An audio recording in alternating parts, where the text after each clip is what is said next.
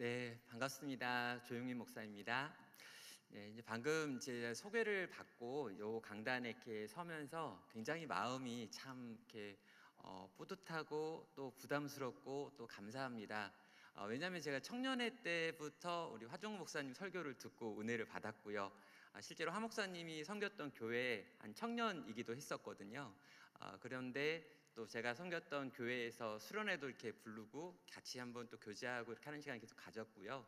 또 제가 이 나눔교회라는 교회에 11년 전에 이제 부임을 했는데 이 교회 가도 되는가 안 되는가 궁금해가지고 누군가한테 물어봐야 되는데 물어볼 분이 주변에 잘 안 보이는 거예요. 그래서 이제 화 목사님한테 이제 메일을 보내가지고 혹시 한번 뵐 수 있느냐 그랬을 때 목사님이 이제 불러가지고 그때 맛있는 걸 사줬던 이제 기억이 납니다. 그래서 굉장히 많이 제가 존경하고 또 감사한 목사님인데 그 목사님이 섬기는 또 교회에 와가지고 귀한 우리 교사들에게 이렇게 말씀을 또 나눌 수 있게 되어서 너무나 감사드리고 또 영광스럽습니다. 예, 오늘 제가 우리 이제 교사들에게 나누려고 하는 말씀은 생명을 위한 얻기 위한 생명되기라고 하는 제목으로요. 생명을 낳으려면 어떻게 해야 되는가라고 하는 좀 원리에 대한 이야기와 구체적인 실제에 대한 이야기, 그리고 이렇게 우리가 영혼을 돌보는 과정에서 실제로 지치고 약해지는 경우들이 많은데 어떻게 하면 이걸 끝까지 이어갈 수 있을지에 대한 우리의 성장의 문제들도 같이 한번 1시간 반 동안 다뤄보도록 하겠습니다. 요한복음 21장 15절부터 17절에 있는 말씀이 오늘 우리 함께 좀 나눠보려고 하는 말씀인데요. 한번 우리 다 같이 한번 우리 한 목소리로 한번 읽어보도록 하겠습니다. 다 같이 읽겠습니다. 그들이 조반 먹은 후에 예수께서 시몬 베드로에게 이르시되 요한의 아들 시몬아 내가 이 사람들보다 나를 더 사랑하느냐 하시니 이르되 주님 그러하나이다. 내가 주를 사랑하는 줄 주님께서 아시나이다. 이르시되 내 어린 양을 먹이라 하시고 또 두 번째 이르시되 요한의 아들 시몬아 내가 나를 사랑하느냐 하시니 이르되 주님 그러하나이다. 내가 주님을 사랑하는 줄 주님께서 아시나이다. 이르시되 내 양을 치라 하시고 세 번째 이르시되 요한의 아들 시몬아 내가 나를 사랑하느냐 하시니 주께서 세 번째 내가 나를 사랑하느냐 하심으로 베드로가 근심하여 이르되 주님 모든 것을 아시오매 내가 주님을 사랑하는 줄을 주님께서 아시나이다. 예수께서 이르시되 내 양을 먹이라. 아멘. 네, 우리 가장 먼저 생각할 주제는요, 이 영적 리더의 정의가 뭐고 그것이 왜 중요한가라고 하는 부분입니다. 우리가 이제 교사라고 하는 역할들을 감당하면서 주일학교에서 우리 아이들을 돌보고 있는데 저는 이 교사라고 하는 게 단지 기능이 아니라 영적인 리더라고 생각을 합니다. 그래서 이 영적인 리더가 도대체 뭘 의미하는지, 그리고 이것이 얼마나 중요한지부터 하나씩 살펴보면서요, 영적인 리더로서 우리들의 모습을 한번 돌아보는 시간을 가지려고 하죠. 자, 먼저 이 지도력이라고 하는 이 표현이 뭘 의미하는지 한번 정리할 필요가 있습니다. 다른 사람에게 변화를 만들어낼 수 있는 능력, 저는 이걸 지도력이라고 하는데요. 저는 이제 철학을 전공을 했습니다. 그래서 이 지도력이라고 하는 영역과 이 설득이라고 하는 영역이 유사하다라고 하는 생각을 해요. 그래서 누군가에게 어떤 변화를 만들어낸다라고 할 때 이 변화를 일으키는 방법을 설득이라고 생각을 합니다. 이 아리스토텔레스라고 하는 분이요, 이 설득과 관련해 가지고 수사학이라고 하는 책에서 사람이 설득이 되어질 때, 누군가를 설득한다라고 할 때 세 가지 요소가 있다라고 말을 해요. 이 로고스라고 하는 영역, 파토스라고 하는 영역, 이 에토스라고 하는 영역이 있고, 이러한 영역들이 잘 결합되어 가지고 누군가에게 설득의 힘을 가지고 다가갈 수 있는 거고, 또 설득을 당한다는 거죠. 자, 우리가 이제 교사를 하는 이유는 내가 섬기고 있는 그 영혼이 변화되는 겁니다. 그리고 이 변화가 바른 방향으로 변화되기를 원하는 거죠. 성경이 가지고 있는 여러 가지 가치관이 있고 생각이 있고 사고할 수 있는 방식들이 있는데 이것들을 그 영혼 안에서 잘 이렇게 변화가 일어나서 따라올 수 있게 만들도록 우리는 이제 교사의 부르심을 받았습니다. 자, 누군가를 설득한다, 변화시킨다라고 할 때 이 로고스라고 하는 건 이성의 영역입니다. 바르게 잘 가르쳐야 한다라는 거죠. 그리고 파토스라고 하는 건 열정의 영역입니다. 그래서 내가 무언가를 이 친구한테 전달하는데 이 내용이 실제로 내 감정과 정서를 통과한 것인가 그렇지 않은가라고 하는 게 대단히 중요하다라는 거죠. 에토스라고 하는 건요, 그 사람의 인격 성품과 관련된 부분이고요, 관계에 속한 영역입니다. 자, 그래서 이 로고스, 파토스, 에토스라고 하는 이 세 가지 영역이 각각 힘을 가지고 사람의 마음에 뭔가 변화를 만들어내는데요. 이 아리스토텔레스는요, 이 세 가지 요소가 한 사람의 영혼 가운데 변화를 일으킬 때 똑같이 1대1대1, 33.3%씩 영향을 미친다고 말하지 않습니다. 그는 이런 방식으로 이제 정확한 무슨 통계를 가지고 이야기하는 건 아닌데 영향을 미칠 때 각각의 어떤 강조점과 강함이 다르다라고 말하는데요. 우리는 주로 이 로고스에 대한 이야기를 합니다. 그래서 잘 가르쳐야지, 교사로서 내가 전해야 될 내용을 잘 정리해가지고 잘 들려줘야지라고 생각을 하는데요. 이 로고스의 영역이 전체 설득에 있어서 10% 정도 된다라고 이야기를 합니다.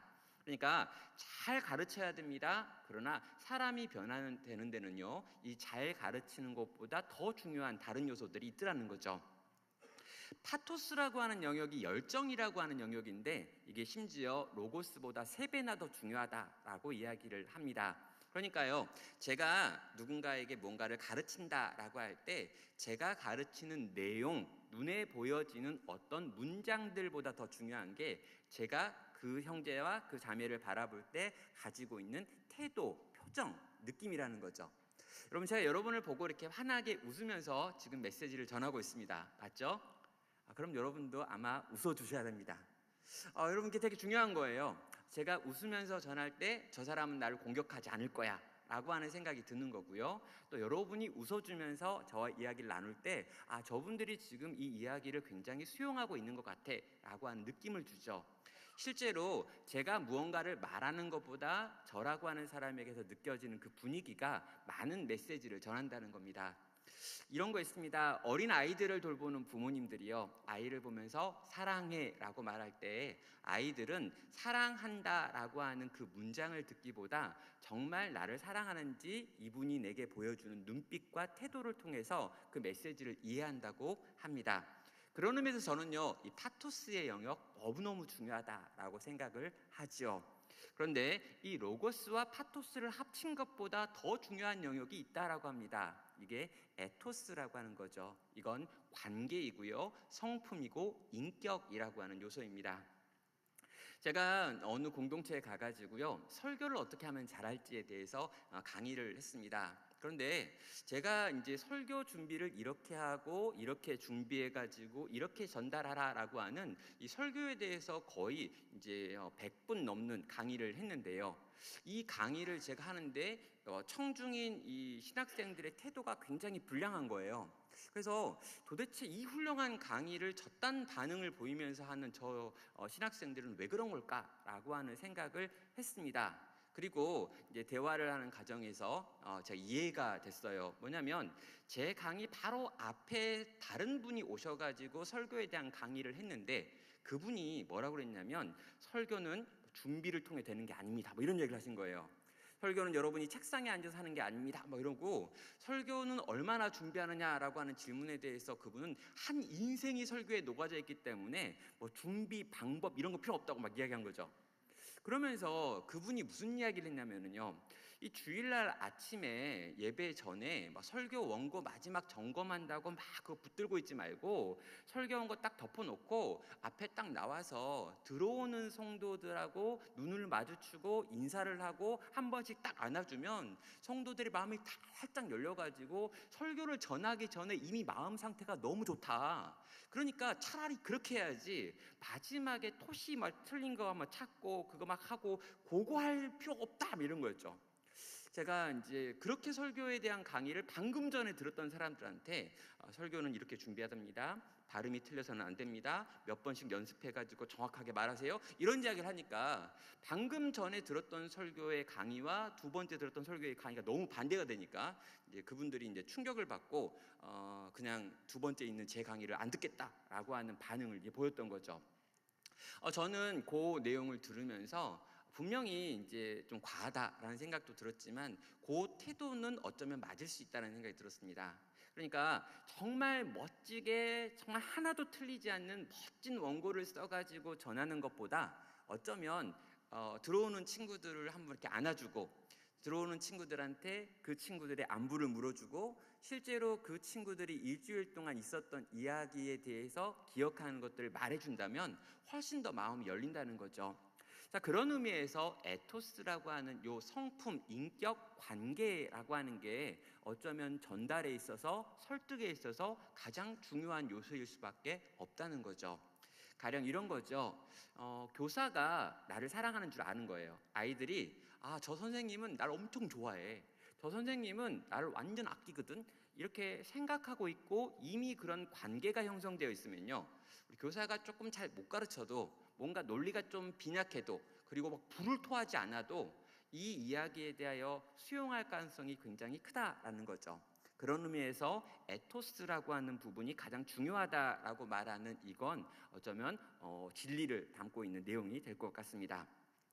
자, 이게 저는 영향력이라고 생각을 해요. 그리고 이 영향력을 교사는 가지고 있어야 되고 이 영향력을 점점 키워 나가야 합니다. 왜요? 내가 섬기고 있는 영혼의 변화라고 하는 걸 내가 원한다면 이 변화를 위한 영향력을 키우는 건 모든 교사들이 받아야 될 숙제이고 사명이며 때로는 이게 너무 중요한 거죠. 내 영향력이 적으면 내 영향력이 깊지 않으면 나를 통해서 우리 아이들이 변화되지도 않기 때문인 겁니다. 자, 그런 의미에서 저는요, 이 영향력을 키워야 합니다 라고 말하고요, 이 영향력을 갖추고 이 영향력을 행사하는 사람들이 영적인 리더고 교사여야 한다 라고 말하는 거죠. 자, 그렇다면 이런 영적인 리더를 중요하다라고 하는 게 과연 세상에서만 하는 말이고 교육에서만 하는 말이냐? 아니죠. 그럼 성경도 이 리더가 얼마나 중요한지에 대한 많은 이야기들을 하고 있습니다. 사무엘상 13장 14절을 보면요, 지금은 왕의 나라가 길지 못할 것이라 여호와께서 왕에게 명령하신 바를 왕이 지키지 아니하였으므로 여호와께서 그의 마음에 맞는 사람을 구하여 여호와께서 그를 그의 백성의 지도자로 삼으셨느니라 라고 말합니다. 자, 여기 보면요, 지금 사무엘이 사울에게 와가지고 사울 당신이 하는 어떠한 행동들이 누적되어서 더 이상 하나님께서 그 나라에서 당신이라고 하는 왕을 인정하지 못하게 만들겠다라고 말합니다. 그러면서 이 나라를 변화시키는 방식으로 여호와께서 그의 마음에 맞는 사람을 찾아가지고 그 백성의 지도자를 삼아가지고 이 나라를 바꾸겠다라고 말하는 거죠. 여러분, 이게 하나님께서 당신의 왕국을 움직이시는 방식인 거죠. 여러분, 그 나라 전체를 바꿔야 되는데 이 전체를 바꾸기 위해서 하나님의 마음에 맞는 사람을 왕으로 삼는다라고 이야기하며 영적인 리더라고 하는 그를 통해 가지고 이 나라를 바꾸는 일을 행하신다라고 말합니다. 그럼 예레미야 4장 22절부터 25절을 보면요, 조금 더 선명하게 이야기를 합니다. 내 백성은 나를 알지 못하는 어리석은 자요 지각이 없는 미련한 자식이라. 악을 행하기에는 지각이 있으나 선을 행하기에는 무지하도다. 보라, 내가 땅을 본즉 혼돈하고 공허하며 하늘에는 빛이 없으며 내가 산들을 본즉 다 진동하며 작은 산들도 요동하며 내가 본즉 사람이 없으며 공중의 새가 다 날아갔으며 라고 말합니다. 자, 하나님 백성이 망하게 되었다라고 말합니다. 이 땅이 온통 다 망했다라고 하는 탄식이 예레미야를 통해서 막 선포되어지고 있죠. 그런데 이 예레미야가 하고 있는 이 땅이 망했다, 산도 망했다, 하늘의 빛이 없어졌다 막 이렇게 이야기해요. 그런데 이렇게 이야기하면서 이렇게 된 이유를 설명하는 25절을 보면요, 내가 본즉 사람이 없어서다 라고 말합니다. 그리고 나중에 보면 이 사람은 영적인 리더를 의미하는 거죠. 정말 깨어서 이러한 거대한 세상의 무너짐을 보고 아파하고 탄식하며 이것을 고치려고 애쓰는 그런 사람이 없기 때문에 이 땅이 망했다라고 하는 선언을 합니다. 22장 30절 에스겔서는 이렇게 말합니다. 이 땅을 위하여 성을 쌓으며 성 무너진 데를 막아서서 나로 하여금 멸하지 못하게 할 사람을 내가 그 가운데서 찾다가 찾지 못하였으므로 라고 말하죠. 자, 멸하지 못하게 할 사람인데요, 이 사람을 심지어 단수로 쓰고 있습니다. 그러니까 한 사람이라도 이 성이 무너지려고 하는데 그걸 딱 막아서고 이 성을 무너지지 않게 만들어내는 사람이 있다면 내가 이 성이 무너지는 걸 막을 텐데 그 한 사람이 없다라고 하면서 그 한 사람이 없어서 망하게 되었다라고 하는 에스겔의 탄식이 이어지는 겁니다. 하나님이 한 사람을 찾고 있습니다. 한 영혼을 돌보는 리더를 찾고 있습니다. 예, 어떻게 보면요, 가끔 이제 이런 이야기 있잖아요. 우리 아이를 위해서, 우리 반에 있는 이 영혼을 위해서 교사인 내가 기도하지 않으면 어떤 일이 벌어지냐면요, 이 아이가 정말 집안이 참 신앙이 좋은 집안이고 뭐 믿음의 3대째 4대째 그렇다면 이 아이를 위해 기도하는 또 다른 분들이 부모나 가정 가운데 있겠죠. 근데 여러분, 어떤 집에 어떤 아이는요, 내가 기도하지 않으면 온 우주에서 단 한 명도 기도하지 않는 그 영혼도 있다는 거예요.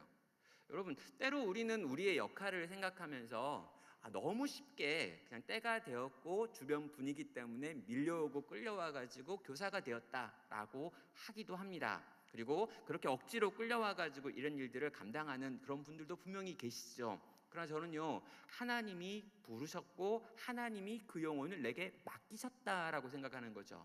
그러면요, 내가 기도하지 않으면, 내가 이 영혼의 이름을 불러주지 않으면 온 우주에서 단 한 명의 기도해 주는 사람도 없는 영혼이 내게 맡겨진 그 영혼일 수도 있다라는 겁니다.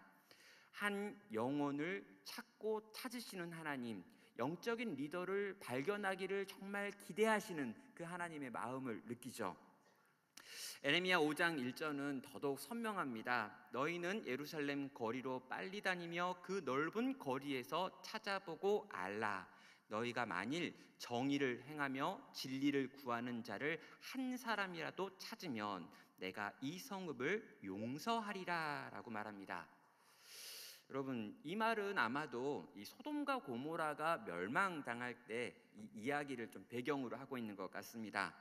여러분, 소돔과 고모라가 이제 이 하나님이 천사와 함께 내려오셔가지고 직접 본 다음에 그 땅에서 울부짖는 사람들의 소리를 들으시고 그 땅을 망하게 하시기로 하셨죠. 자, 그런데 그렇게 가던 길에 우리 아브라함을 만났고요. 아브라함이 친구기 때문에 내가 이 친구한테는 비밀이 없어라고 하면서 아브라함한테 자기의 계획을 들려줍니다.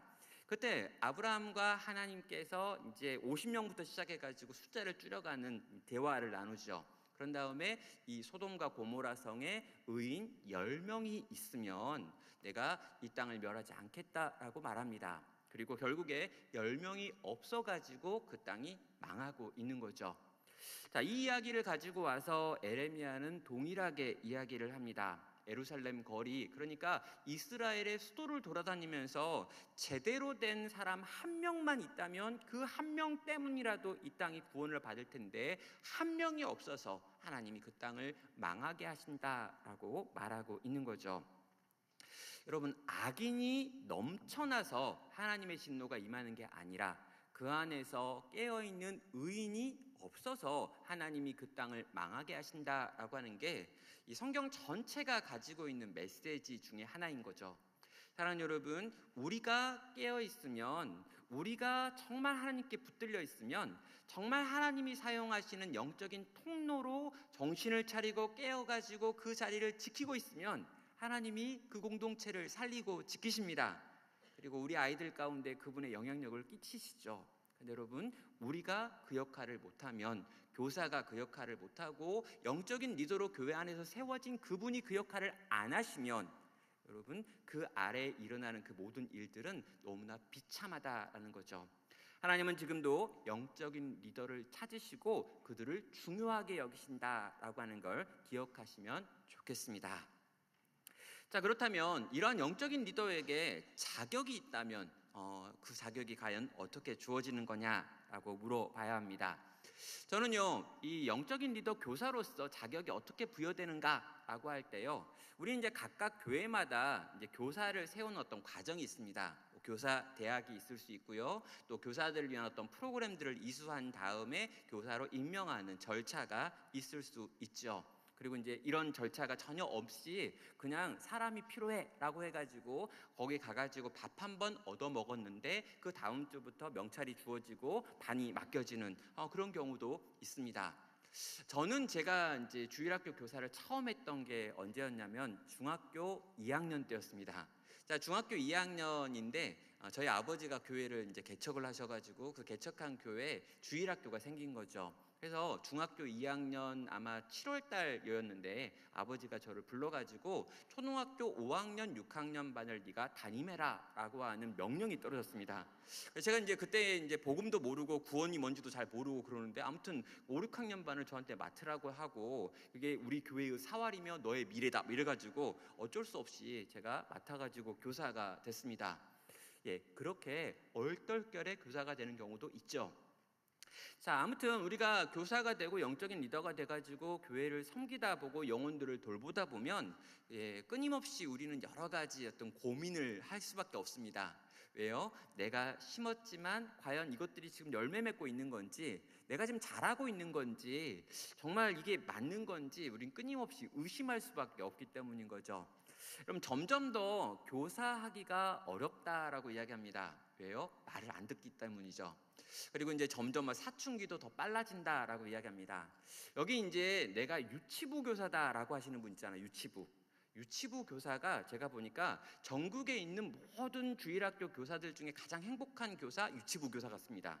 여기는 정말 행복해요. 애들이 뛰어와서 선생님 막 그러고요, 와가지고 막 안겨주고요, 뭘 가르치면 또 막 따라하기도 하고 요절도 막 외운다는 거예요. 그래서 유치부 교사들은 나름 좀 행복 지수가 높아요. 그리고 그 다음에 어디냐면요, 초등부 1, 2, 3학년, 4학년 1학기까지요.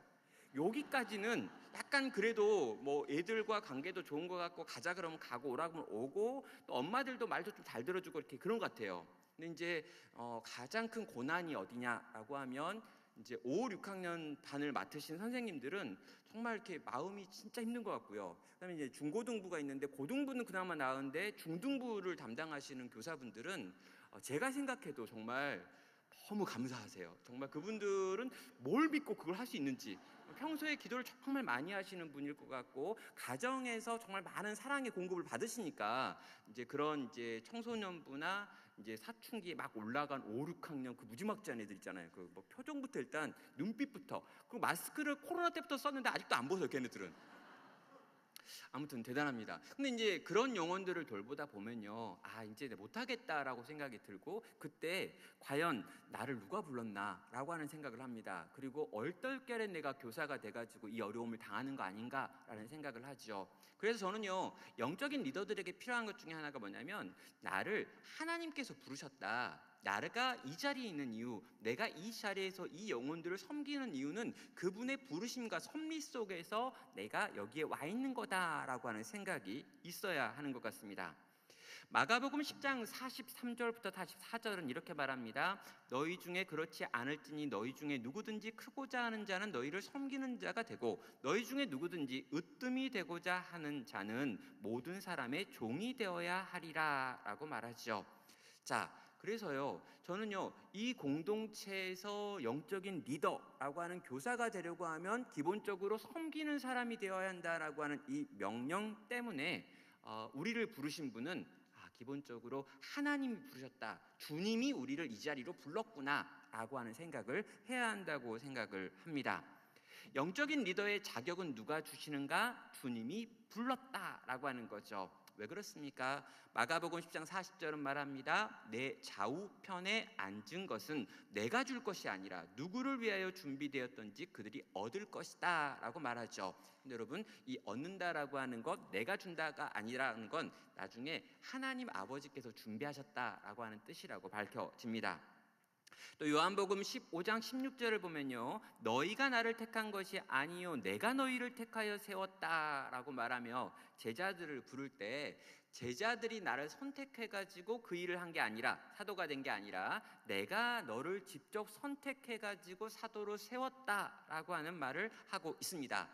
이는 너희로 가서 열매를 맺게 하고 또 너희 열매가 항상 있게 하여 내 이름으로 아버지께 무엇을 구하든지 다 받게 하려 함이다 라고 말한다는 거죠. 자, 우리가 되고 싶어서 된 게 아니라 주님이 뭔가 뜻과 계획을 가지고 당신의 선하신 뜻을 위하여 우리를 부르셨다라는 거예요. 요즘 이제 신학교에 가보면 이 신학생들이 이 소명 의식이 많이 약해졌습니다. 주님이 나를 부르셨다라고 생각을 못하는 거죠. 그러다 보니까 힘들고 어렵고 현실이 지금 이러이러한 상황이다라고 하는 걸 들으면 들을수록 점점 더 못하겠는 거예요. 하나님이 나를 부르셨다, 내 주인께서 나로 하여금 여기 있게 하셨다라고 생각하지 않을 때 우리는 힘든 자리를 견디고 지키기가 어려워지기 때문입니다. 주님이 나를 부르셨습니다. 그분이 뜻과 계획을 가지고 나를 이끄셨습니다. 주님이 이 섬김의 자리 이곳에서 그 말도 안 되는 그 인간들을 맡겨주셨습니다. 이때 우리는 어떻게 느끼면요, 아 그렇구나, 저 정말 꼴통 이렇게 떠오르는 그 인간 있잖아요. 약간 블랙홀 같은 인간들. 종종 여러분 굉장히 여러분의 교회에는 좋은 주일학교 아이들만 있는 것 같아요. 제가 있을 때는 늘 그랬거든요. 약간 블랙홀 같은 친구들, 아무리 뭘 먹여도 나오는 게 없는 인간 있잖아요. 그렇게 먹였으면 뭔가 좀 나올 게 있을 것 같은데 뭐 기브 앤 테이크 이런 거 좀 영어 안 써도 이 정도로 내가 먹이고 이 정도로 신경을 쓰고 이 정도로 놀아주면 뭔가 거기에 대한 합당한 결과를 내놓을 것 같은데 블랙홀처럼 모든 걸 다 집어삼켜 놓고 아무것도 내놓지 않은 그 인간, 그런 인간들 보면 정말 답답하죠. 막막하죠. 그런데 그 인간마저도 하나님이 내게 맡기신 내 사명이고 내게 주신 영혼이기 때문에 이 일 통해서도 뭔가 배울 게 있겠지, 그리고 이 시간을 통해 가지고 이 영혼 가운데 어떤 일이 지금도 보이지는 않지만 일어나고 있겠지라고 생각할 수 있는 것은 그분의 부르심에 대하여 알 때, 그분의 주권으로 나를 불러주셨구나라고 하는 걸 붙잡을 때인 것 같습니다. 또 하나는요, 영적 리더인 우리들에게 반드시 고난이 포함되어 있다라고 하는 것도 기억할 필요가 있습니다. 우리가 잘 먹고 잘 살려고 교사가 된 게 아니라는 거죠. 영적인 리더가 되어서 내가 주일학교 영혼들을 섬긴다라고 말할 때 내가 이걸 통해 가지고 뭘 많이 뭔가 성취하겠다, 이걸 가지고 박수를 받겠다, 이런 거 가지고 하지 않는다는 거죠. 그래서 당연히 이건 고난이고 어려움이고 힘든 거야 라고 하는 걸 전제할 때, 그럼에도 불구하고 내가 이 일을 한다 라고 하는 걸 알 때 우리는 우리의 열매 없음이라고 하는 것 때문에 좌절하지 않을 수 있는 것 같습니다. 예수님께서 이르시되 너희는 너희가 구하는 것을 알지 못하는도다. 내가 마시는 잔을 너희가 마실 수 있으며 내가 받는 세례를 너희가 받을 수 있느냐. 그럼 주님이 걸어가신 그 길도 고난의 길이었다면 우리가 걸어가려고 하는 길도 주님을 따르는 길인 거고요. 그 길에는 마땅히 고난이 있습니다. 그래서 내가 교사를 하고 있는데 왜 힘들까? 당연해요. 근데 교사를 하고 있는데 하나도 힘들지 않다, 늘 기쁘다, 이상한 거예요. 그러니까 여러분 이걸 늘 기억하세요. 내가 교사를 하고 있는데 너무너무 만족감이 넘치고 내가 너무 충만하고 너무너무 행복하고 내가 섬기는 애들은 다 말을 너무 잘 들을 뿐만 아니라 그건 뭐냐면 교사가 너무 이상하니까 애들이 저분의 눈치를 맞춰야 되겠다라고 생각하면서 좀 잘하는 거예요. 지금 뭔가 문제가 있는 거죠. 기본적으로 교사가 힘들고 애들이 교사를 힘들게 만드는 것, 이게 당연하고 합당하고 온전한 모습이다 라고 하는 걸 생각하고 거기로 내가 부르심을 받았구나 라고 생각하는 것, 그럼에도 불구하고 그 일을 하겠다라고 하는 것이 교사의 자격 요건인 겁니다. 자, 그렇다면 이런 영적인 리더가 가져야 될 특성이 있다면 뭘까? 고난받는 종이라고 불려지는 이사야 42장에 있는 요 땅에 행하는 자라고 하는 게 딱 교사들이 누굴까? 우리가 교사가 어떤 사람인가, 어떤 태도를 가져야 되는가를 보여줍니다. 고난받는 종의 노래라고 하는 게 이사야서 곳곳에 있는데요. 그 중에 42장의 노래죠. 자, 내가 붙드는 나의 종 내 마음을 기뻐하게 하는 자 곧 내가 택한 사람을 보라. 내가 나의 영을 그에게 주었은즉 그가 이방의 정의를 베풀이라. 그는 외치지 아니하며 목소리 높이지 아니하며 그 소리를 거리에 들리지 아니하며 상한 갈대를 꺾지 아니하며 꺼져가는 등불을 끄지 아니하고 진실로 정의를 시행할 것이며 그는 쇠하지 아니하며 낙담하지 아니하고 세상에 정의를 세우기를 이르리니 섬들이 그 교훈을 앙망하리라. 하늘을 창조하여 펴시고 땅과 그 소산을 내시며 땅 위에 백성에게 호흡을 주시며 땅에 행하는 자에게 영을 주시는 하나님 여호와께서 이같이 말씀하시되. 자, 그러면 이 짧은 본문에는요, 실제로 영적인 리더가 가져야 되는 특징들을 한 5가지 정도 설명하고 있습니다. 내가 붙드는 나의 종이다 라고 하면서 하나님이 그를 지금 신뢰하고 있다는 거예요. 내가 널 믿어 라고 말하는 거죠. 그리고요, 그분이 우리를 인정합니다. 내 마음에 기뻐하는 자 곧 내가 택한 사람이다 라고요. 그러니까 우리를 지금 하나님이 지금 그렇게 평가하시는 거예요. 내 마음에 기뻐하는 너, 내가 택한 너라고 얘기하는 거죠. 그런데 그 사람이 가지고 있는 특징을 보니까 그는 겸손합니다. 그는 외치지 아니하며 목소리 높이지 아니하며 그 소리를 거리에 들리게 하지 아니하며 라고 말하죠. 여러분, 이렇게 교사 모임을 여러분 어떻게 하고 계십니까? 여기 공간이 좀 많아가지고 교사 모임을 각 방에 막 모여가지고 하는 그런 부르주아 교회도 있더라고요. 근데 저희 교회는 그렇지 못해요. 그래가지고 막 떼거리로 이렇게 모여가지고 이 공간 하나에다가 막 이렇게 막 합니다. 와글와글 하는 거죠. 그래서 제가 부탁합니다. 진정한 교사는 외치지 아니하며 목소리 높이지 아니하며 다른 소그룹에 자기의 목소리를 들려주지 아니합니다라고요. 왜냐하면 이제 교사들이 있다가 내 말이 좀 안 들리는 것 같으면 조금씩 톤을 올리거든요. 그러면요, 옆에 있는 다른 교사도 톤을 올려요. 그래서 점점 더 소리가 커져가지고 나중에 막 전쟁 나는 것 같은 분위기인 거죠. 물론 이제 공간을 확보하지 못한 제 탓이고요, 무능한 저의 몫입니다. 그러나 아무튼 이제 그런 상황에서 내가 하는 목소리나 내가 하는 어떤 성격과 기질이 막 드러나는 방식으로 영혼을 돌보는 게 아니다라고 하는 측면에서 이 겸손이라고 하는 이야기도 드립니다.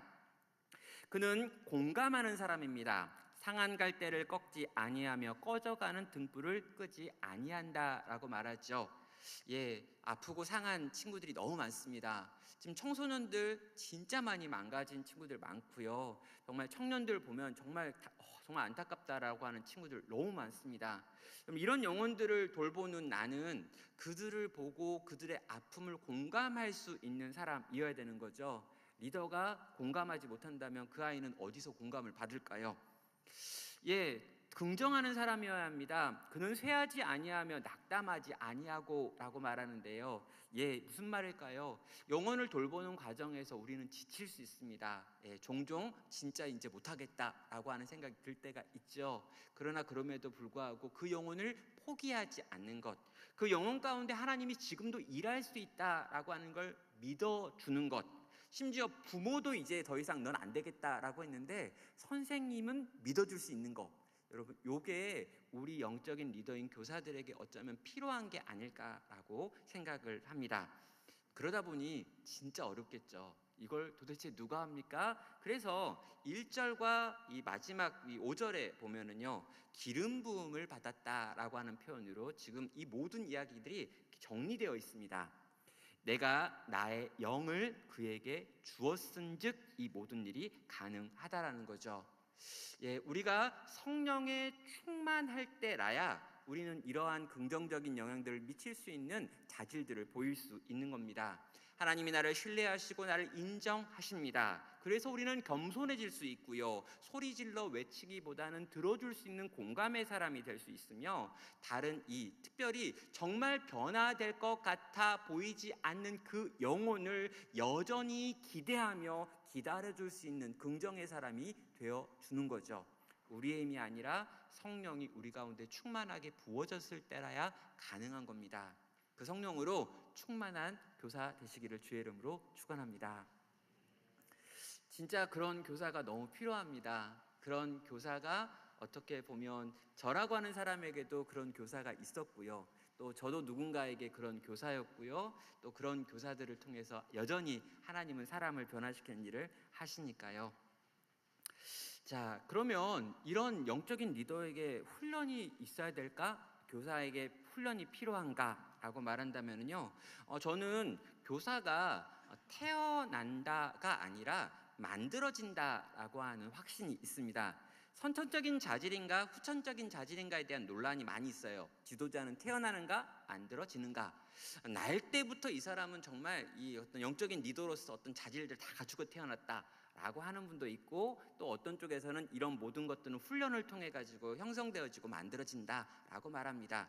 저는 선천적인 자질의 부분이 분명히 있다라고 생각을 해요. 어떤 분들은 기본적으로 입을 열어 말하는 순간 아이들의 시선을 집중시키는 분이 있습니다. 이게 약간 기가 센 분들, 뭔가 이렇게 약간 좀 딱 말하는 순간 애들이 쫄아. 왜 쪼는지 모르겠지만 왜 내가 말하면 애들 조용해지? 기가 센 거예요, 그냥. 그러니까 그리고 이제 전문적으로 이제 어린이집이나 또 학교 선생님 같은 분들을 보면요, 오랜 세월 동안 이 영혼들과 만나가지고 살아오던 시간 동안에 후천적으로 또 어떤 것들을 이렇게 습득하신 분들이 있어요. 내가 어떤 톤으로 말하면, 내가 어떤 표정을 지으면 사람들이 이렇게 움직이는구나라고 하는 걸 터득하신 분들도 있습니다. 저는요, 선천적인 자질의 부분이 분명히 있다라고 인정을 하지만 대부분의 경우 우리들에게 요구되어지는 건 후천적인 자질이다. 그래서 훈련을 통해서 개선되어지고 강화될 수 있다라고 믿죠. 그래서 우리가 이런 이제 교사 세미나 같은 것도 하고 강의도 듣고 이걸 가지고 한번 해봐야지라고 결단도 한다고 생각을 합니다. 이런 생각을 하게 되는 데 있어서 제가 읽었던 두 권의 책이 있는데 아주 강력한 책이었습니다. 하나는 이 탤런트 코드라고 하는 책이고요. 다른 하나는 아웃라이어라고 하는 책인데, 이제는 너무 오래된 이제 책들이어가지고 여러분 중에 읽은 분도 있고 나중에 또 읽으시면 좋겠다라고 하는 생각이 들기도 하는데요. 이 책의 공통점은요, 선천적인 재능이라고 하는 건 없다라고 이야기를 하고요, 모든 재능은 다 후천적이다라고 하는 이야기를 합니다. 저는 이 책을 읽으면서 그렇구나, 나는 재능이 진짜 없구나, 그러니 열심히 해야지 라고 해가지고 열심히 했더니 어떤 부분에 있어서 이제 실력이 나타나게 됐습니다. 그러니까 저가 이제 여기 나와가지고 이제 말을 전하잖아요. 근데 저는 제가 이제 초등학교 시절 때 약간 언어 장애가 있고요, 난독증 증세가 심했습니다. 그래서 국어책을 소리내서 읽을 수가 없었어요. 근데 이제 그때는 줄 이렇게 딱 정해가지고 이제 1분단에 몇 번째 줄 이제 읽기 시작하면은 이제 일어나가지고 국어책을 소리내서 읽고 다음 그럼 이제 읽었는데, 저는 그게 딱 걸리는 순간부터 막 부들부들 떨기 시작했습니다. 그래서 실제로 이제 책을 읽으려고 일어나면 이제 글자가 안 들어오는 거예요. 문장이 안 들어오고 문장 속에 있는 글자들이 막 왔다 갔다 했습니다. 나중에 이제 들어보니까 그게 난독증인데, 난독증이 뭔지 몰랐거든요. 그래서 이제 국어책을 소리내서 읽을 수 없었고요, 말을 잘 할 수가 없었고요, 심한 말 더듬이었습니다. 그래서 초등학교 6년 동안 그리고 중학교 2학년 때까지 말 더듬 이 증상을 고칠 수가 없었어요. 그래서 사람들 앞에서 말하는 건 두려움이었고 공포였습니다. 근데 중학교 2학년 때 2학년 1학기 때 언어 치료라고 하는 걸 처음으로 이제 받게 됐고요. 그때 그 받았던 언어 치료에서 이제 그 선생님께서 저에게 여러 가지를 교정해 주시는 과정을 지나면서 제가 말할 수 있는 사람이 됐어요. 그때 그 선생님이 저한테 했던 말이 지금도 기억이 납니다. 어떤 거냐면 영민아, 너는 생각의 속도와 말의 속도가 다르다 보니까 계속 꼬여가지고 말을 계속 반복하는 거야. 그러면서 생각을 빨리 해가지고 끝내. 그런 다음에 문장을 만들어 놓고 그 문장을 한 번에 말해 라고 이야기했습니다. 그리고 이제 그렇게 하는 걸 훈련했어요. 그랬더니 이제 문장 몇 개를 합쳐가지고 문단을 만들어 놓고 한 문단을 통째로 떠올린 다음에 말해봐, 그런 거죠. 그래서 이제 그것도 훈련했습니다. 왜 그때 그랬냐면요, 초등학교 6년 동안 왕따였는데 중학교, 고등학교 이후에 있는 모든 시간 동안 왕따로 사는 게 너무 무서웠어요. 그래서 정말 이를 악물고 문장을 외우고 문단을 외웠습니다. 그리고 어느 때 보니까 문단을 외운 다음에 이제 두 문단, 세 문단으로 이렇게 확장하는 이제 시간들을 보냈거든요. 그렇게 중학교 2학년 때 내내 말하고 싶어서 싸웠습니다. 말하는 사람이 되고 싶어서. 근데 나중에 정말 그렇게 정말 죽어라고 하니까요, 어떻게 됐냐면 제가 A4 28페이지를 통째로 외워가지고 사람들한테 2시간 반 동안 강의한 적이 있습니다. 근데 내가 너무 놀랐어요. 다 그 강의를 끝낸 다음에 어떻게 이게 가능했지? 라고 생각을 했을 때 떠올랐던 생각이 뭐였냐면, 제가 말하지 못했던 그 7년여의 시간 동안에 경험했던 그 슬픔 있잖아요.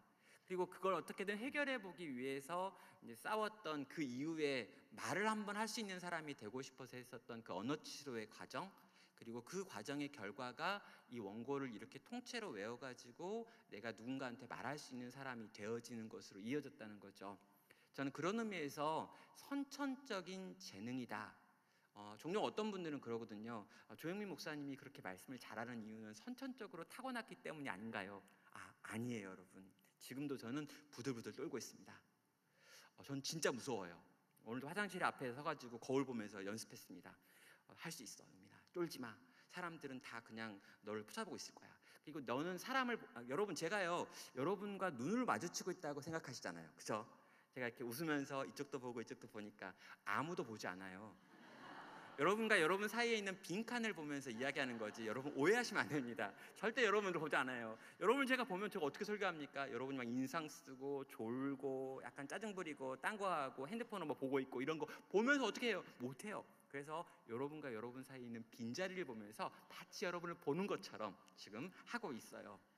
왜요? 저는 선천적이지 않고요, 후천적으로 제가 이 일을 하나님께서 부르셨다라고 생각하고 이 일을 할 수 있는 능력을 구하며 수고하며 자료를 만드는 거죠. 여러분, 어떤 훈련이 필요할까라고 물어본다면요, 저는 영적인 리더인 여러분이 해야 될 훈련이 몇 가지 있습니다라고 말씀을 드립니다. 먼저 기도하는 거죠. 여러분, 기도에 대하여 우리는 참 많은 책을 봅니다. 그리고 기도에 대하여 강의도 듣죠. 근데 막상 기도하는가라고 물어볼 때 조금 이제 저하하시는 분들이 있어요. 근데 저는요, 여러분이 기도하기를 원합니다. 네, 디모데전서 2장 1절은 말합니다. 그러므로 내가 첫째로 권하노니 모든 사람을 위하여 간구와 기도와 도고와 감사를 하되라고 지금 이제 바울이 디모데에게 가르치죠.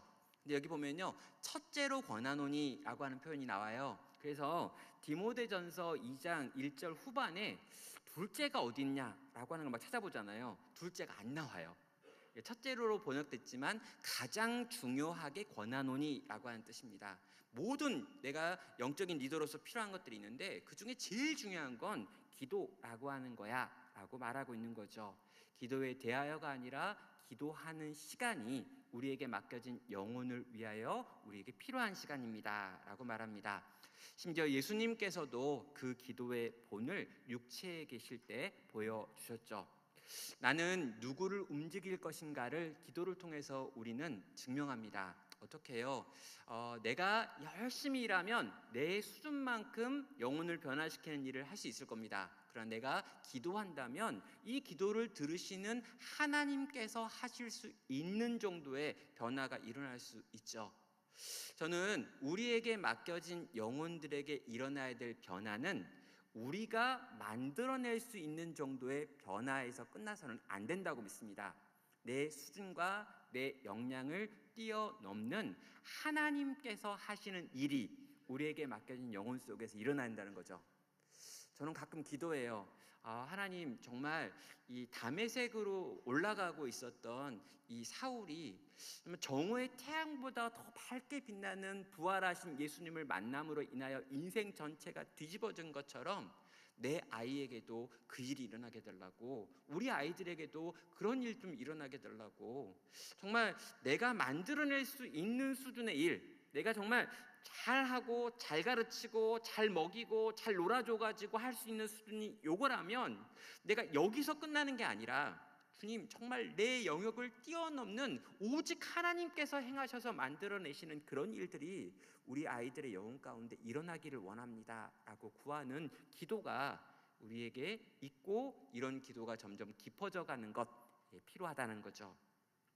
우리의 시간에 대한 이야기도 할 수밖에 없습니다. 세월을 아끼라 때가 악하다라고 말하는데요, 여기 보면 시간을 구속하라, 여기 있는 아끼라라고 하는 이 표현이 구속이라고 하는 표현으로 쓰여져 있습니다. 그러니까 내가 무언가를 값주고 시간을 사야 한다라는, 세월을 사야 한다라는 거죠. 내가 가지고 있는 어떤 여러 가지 해야 될 일들이 우리에게 있습니다. 현대사회는 진짜 바쁘죠. 그래서 이 바쁜 현대 사회 속에서 내가 가지고 있는 시간이라고 하는 게 있는데, 이 시간 가운데 우선순위를 정하고 내게 맡겨진 그 영혼을 위하여 쓸 수 있는 시간을 어떻게 만들어낼지를 우리는 고민하셔야 합니다. 안 그러면 실제 우리는 시간이 없으니까요. 늘 급한 일에 쫓기는 게 우리들의 모습이죠. 그래서 이런저런 일들을 열심히 하다 보니까 남는 시간이 없고, 남는 시간이 없어서 우리에게 맡겨진 영혼을 위해서 무언가 내놓을 게 없는 모습이라는 거죠. 또 우리는요, 우리의 시간을 체계적으로 쓸 필요도 있고, 그렇게 쓰기 위해서 무언가로 준비해야 될 필요도 있습니다.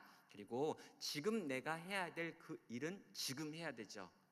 나중에 해야지, 내일 해야지 라면 우리는 안 하잖아요. 그러니까 사탄이 가지고 있는 가장 강력한 무기 중에 하나가 내일 하자라고 하는 거라고 합니다. 그래서 우리가 다이어트에 늘 실패하는 이유도 내일부터 하려고 하는 거고요. 내가 뭔가 좀 공부를 해봐야지, 어학을 한번 해봐야지 라고 할 때도 내일부터 하자라고 하는 것 때문인 경우가 많습니다. 그러면 사탄이요, 대놓고 나쁜 짓을 하자 그러면 우리는요, 대놓고 나쁜 짓을 어떻게 라고 아주 강경하게 이 마귀의 어떤 괴계와 싸울 수 있는데요, 내일 하자 그러면요 굉장히 약해져요. 그래, 내일도 뭐 있고 모레도 있을 텐데 굳이 오늘부터 할 필요가 있나? 근데 여러분, 지금 하지 않는다면, 지금 내가 해야 될 그 준비를 오늘 내가 안 한다면 우리는 내일도 안 할 것이기 때문입니다. 우리 영적인 독서라고 하는 부분도 필요합니다. 내가 올 때 또 책을 특별히 가죽 종이에 쓴 것을 가져오라라고 디모데 후서에서 이제 이 바울이 디모데에게 편지를 씁니다. 근데 여러분, 디모데 후서예요. 그러니까 바울이 지금 이제 참수를 당하기 바로 직전에 로마 감옥에서 쓴 편지인데 또 책 좀 가지고 오라는 거죠. 그리고 이 겨울에 습한 이 환경을 버틸 수 있는 가죽종이 양피지에 쓴 걸로 좀 가져와 달라라고 하는 요청을 합니다. 그건 끝까지 평생을 그가 책을 읽었지만 죽는 그 순간까지도 책을 읽고 싶어 했던 모습을 보게 됩니다. 여러분, 우리도요, 공부하셔야 합니다. 내가 내 영혼들을 더 잘 돌볼 수 있는 방법이 뭘지라고 하는 것들을 진지하게 고민하고, 그런 것과 관련된 좋은 자료가 있다면 찾아 읽고 그것들을 정리하고, 그래서 내가 이 영역에 있어 더 전문성을 가질 수 있는 사람으로 나를 준비하는 작업이 필요한 거죠. 그런 의미에서 여러분을 위해서 헤리티지를 썼습니다. 그래서 딱 30권만 가져왔고요, 딱 10,000원에 판매하기로 협의를 받습니다. 원래 책값은 16,000원인데 제가 출판사에 이야기를 하고 여러분이 한 권 살 때마다 200원씩을 제가 추가해가지고 이 가격을 10,000원에 맞췄습니다. 그러니까 30권밖에 없기 때문에 아마 30분밖에 못 사는 게 굉장히 아쉬워요. 그러나 아마 사셔가지고 한번 읽어보시면 왜 이 주제를 제가 책으로 쓰게 됐는지, 그리고 왜 이 주제가 중요한지라고 하는 것들을 좀 고민해 볼 수 있으실 것 같습니다. 책 때문에 싸우지 마시고, 아마 다음 주부터는 이제 서점에서도 살 수 있다고 하니까 아무튼 잠깐 나중에 이 부분은 편집해 주세요. 이 부분 계속 나가면 제가 책 팔러 왔다는 느낌이 들어가지고 전혀 책이 팔리면 팔릴수록 제가 손해여가지고 30권밖에 안 갖고 왔어요. 다 갖고 왔다가는 다 사가 버리면 제가 많은 돈을 낼 것 같아서 30권만 제가 가져왔습니다. 네, 전혀 원고에 없는 내용이어서 빼주세요. 어떤 책을 읽을 것인가, 너무 많은 책이 나오니까 우리가 힘들죠. 그래서 저는 우리 교육자분들이 정말 우리가 좀 읽어야 될 책이 어떤 책인지 좀 정하는 것들이 필요하고, 그런 책들을 잘 읽어가지고 우리의 리더십을 확장하는 방식으로 이런 어떤 심화의 과정들이 있어야 합니다. 여러분, 공부하지 않으면 그 순간부터 이제 늙어버리는 것 같아요. 그래서 생각과 사고가 10년 전, 20년 전에 머물러 있게 되어지면 아무런 변화를 일으킬 수가 없는 거죠. 계속 배우셔야 합니다. 공부하셔야 합니다. 이렇게 끊임없이 나의 영혼을 확장시켜 갈 수 있는 준비를 하셔야 합니다. 잠재된 지도력이라고 하는 이야기도 하고 싶은데요, 꼭 내가 잘하는 것만 계속 하고 싶은 경우들이 있죠. 그러면 잘하기 때문에 인정도 받습니다. 그러나 때로 하나님께서는 제가 잘하는 영역이 아니지만 이 영역에 대해서 어떻게 노력해봐라, 기도해봐라 라고 하는 이야기를 하시죠. 저는 이제 군 생활할 때 그걸 경험했는데, 군대는 무조건 명령이 떨어지면 이제 그 부서에 가야 합니다. 근데 제가 군 생활을 이제 장교로 했는데요, 마지막 1년을 인사장교라고 하는 걸 하게 됐어요. 저는 이제 기본적으로 굉장히 내향적인 사람인데, 내향적인 사람에게 인사장교라고 하는 역할을 맡겨가지고 너무 고통스러웠습니다. 이렇게 많은 것들을 내가 관리하고 많은 사람을 만나고 신병을 다 만나고, 우와 짜증난다. 근데 제가 정말 원하는 직업이가 아니었는데도요, 나중에 제가 담임 목사가 되니까, 그때 제가 대대 인사장교를 했었던 그 일을 담임 목사가 되니까 하는구나 라고 하는 걸 경험했어요. 이때를 위해서 그때 내가 1년 동안 그 뺑이를 쳤구나 라고 하는 걸 나중에 알게 됐습니다. 그러니까 하나님이 저의 인생 가운데 하셨던 일들, 제 인생의 모든 스토리 가운데 있었던 여러 가지 일들은 뭔가 그분의 뜻과 계획 속에서 나를 잠깐 거기에 두시는 것도 있구나 라고 하는 걸 배웠던 거죠. 여러분, 우리가 가지고 있는, 우리가 잘하고 있는 영역이 아닌, 우리가 못하고 있고 실제로 별로 관심이 없는 그 영역으로 때로 우리는 부르심을 받습니다. 그리고 그 영역에 가서 우리가 그것들을 보완할 때 훨씬 더 많은 일들을 감당할 수 있는 사람으로 빚어지기도 하지요. 그래서 잠재된 지도력이 요구되어지는 그때 우리가 그 일에 대하여 열심을 내보는 것도 필요한 것 같습니다. 자, 이렇듯 우리는 4가지 영역에서 한번 나 자신을 더 온전하게, 나 자신을 더 성숙시켜가는 훈련들을 할 수 있고요, 그것을 위하여 시간을 떼어놓고 애써 보는 것도 필요합니다. 자, 그렇다면 이제 이러한 영적인 리더가 치러야 될 대가가 있다면 과연 어떤 대가를 치러야 되는가라고 하는 조금 무거운 주제, 이제까지는 약간 밝은 주제였다면 조금 무거운 주제로 넘어가 보겠습니다. 자, 영적인 리더는 그가 영적인 리더이기 때문에, 교사이기 때문에, 영혼을 담당하고 있는 사람이기 때문에 마땅히 치러야 될 어떤 부분이 있습니다. 자, 영적인 리더십, 영향력이라고 하는 것이 지불해야 될 대가가 과연 뭘까요? 예수님은 분명히 말합니다. 내가 마시는 잔을 너희가 마실 수 있으며 내가 받는 세례를 너희가 받을 수 있겠느냐? 네가 정말 나의 제자라면, 너희가 나의 제자이기를 스스로 그렇게 말하고 있다면, 너희는 마땅히 내가 원하는, 내가 말하는 이 고난, 이 어려움, 대가를 지불할 수밖에 없다, 지불해야 한다라고 하는 선언이죠. 첫 번째로 자기 희생이라고 하는 영역이 요구되어집니다. 그가 우리를 위하여 목숨을 버리셨으니 우리가 이로써 사랑을 알고 우리도 형제를 위하여 목숨을 버리는 것이 마땅하니라 라고 말합니다.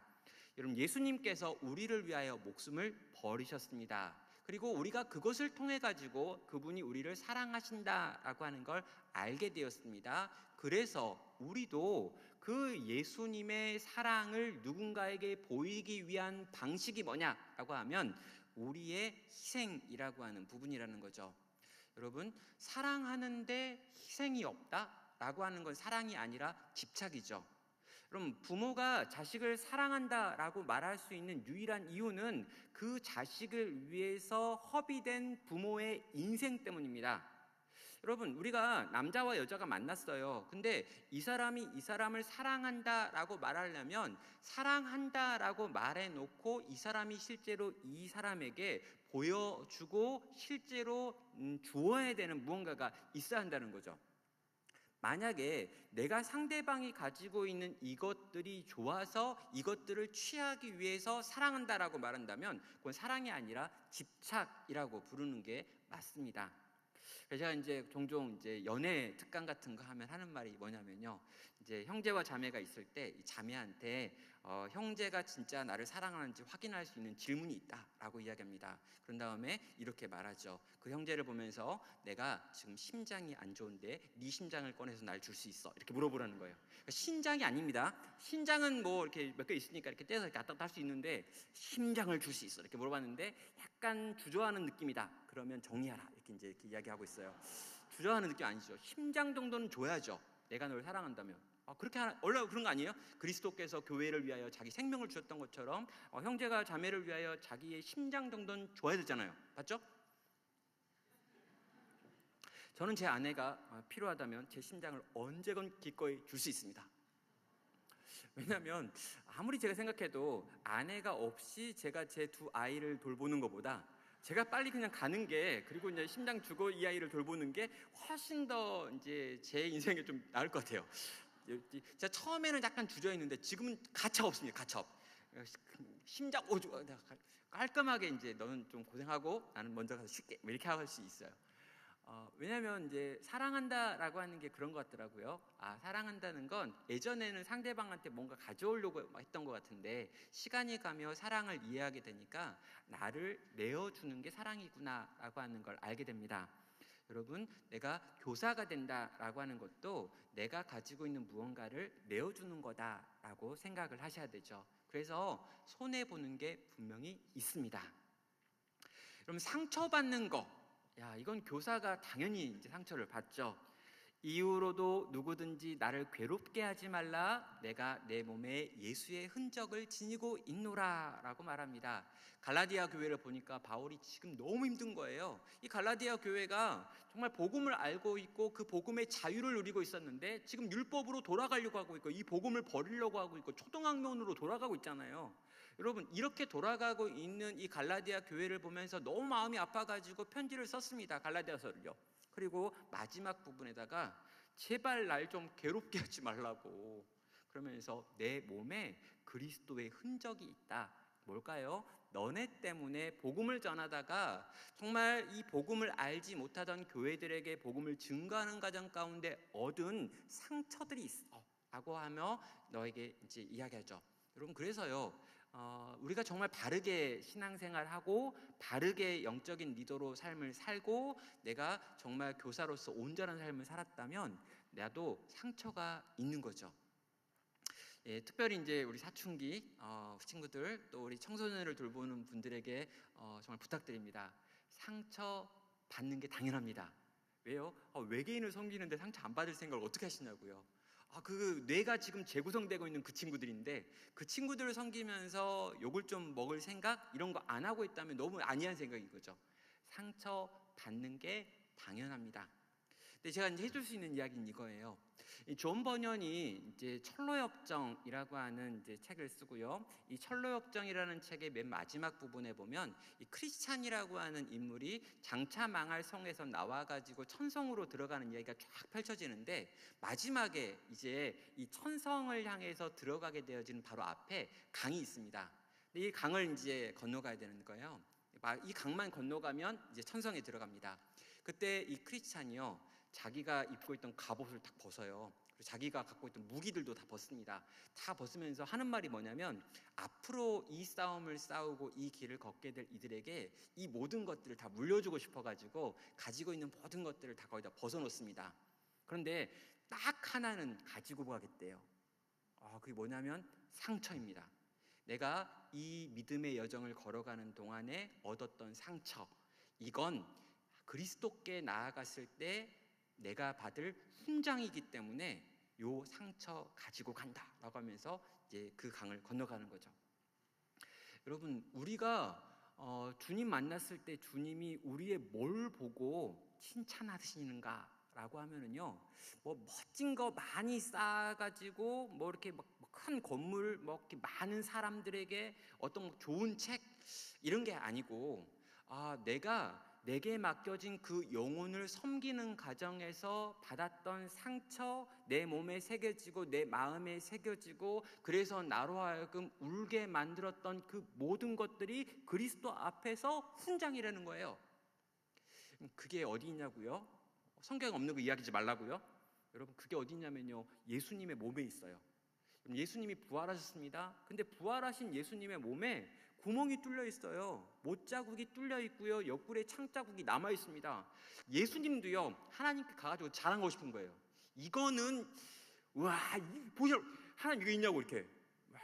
이 뚫린 구멍이 내가 십자가에 달려 있었던 이유이고 이 옆구리에 난 구멍이 끝까지 내가 참고 당신의 명령을 수행하며 영혼을 사랑했던 것에 대한 이 상입니다. 면류관입니다. 이것이 내 몸에 남아있는 이 스티그마라고 하는 이게 내가 당신 앞에서 보여드릴 나의 훈장입니다.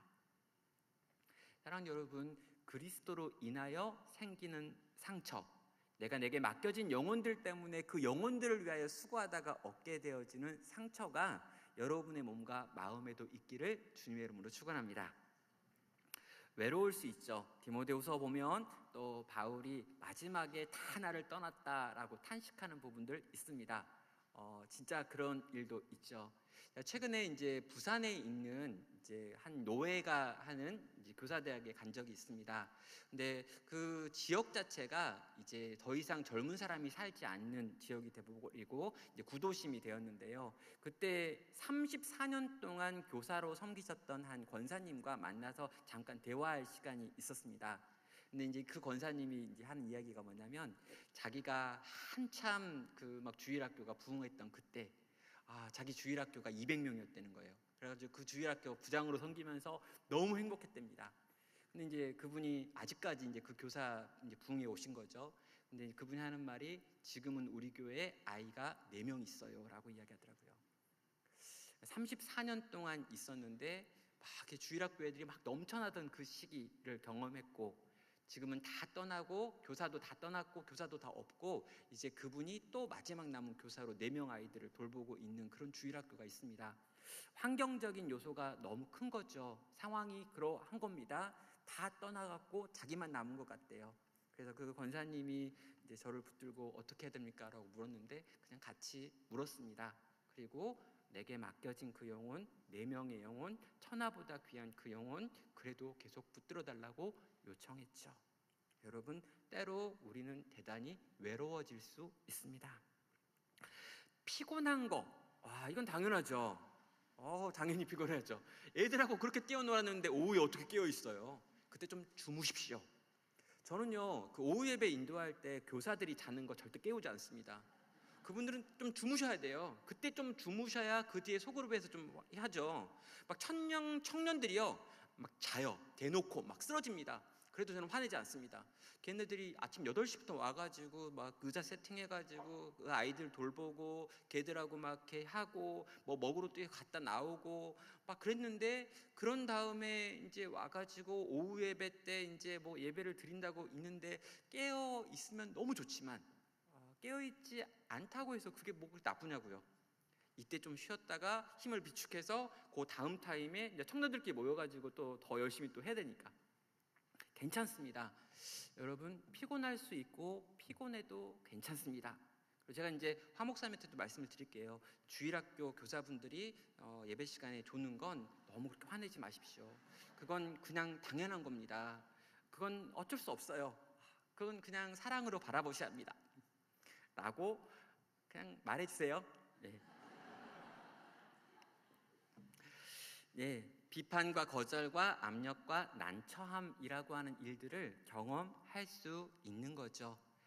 여러분, 고린도전서 4장 3절 4절에서 너희에게나 다른 사람에게나 판단받는 것이 내게는 매우 작은 일이라.